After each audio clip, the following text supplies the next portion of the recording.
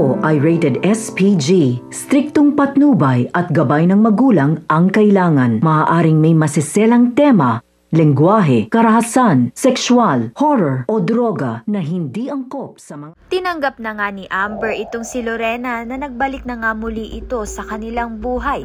Subalit matanggap pa nga kaya niya itong si Lorena kung malaman nga niya ang katotohanan na si Lorena nga ang may kasalanan kung bakit nawala ang kanyang ina na si Joy. Dahil si Lorena nga ang aksidenteng pumaslang sa ina nga nito ni Amber na si Joy. Sa kabilang banda naman nga gagawa nga na paraan itong si Ronnie ng paraan upang ngang masira nga itong si Lorena kay Wilfred. Hindi niya nga matanggap mapasangga ngayon na may anak nga itong si Lorena kay Wilfred. Kaya naman nga't pag-iimbestigahan niya nga ito sa mga kapulisan, may malalaman nga siya tungkol sa nakaraan nito ni Lorena. Hindi naman nga habang buhay ay matatakasan nga ni Lorena ang mga kasalanan niya. Kahit hindi pa nga siya handa ay kailangan niya ngang harapin ang kasalanan niya.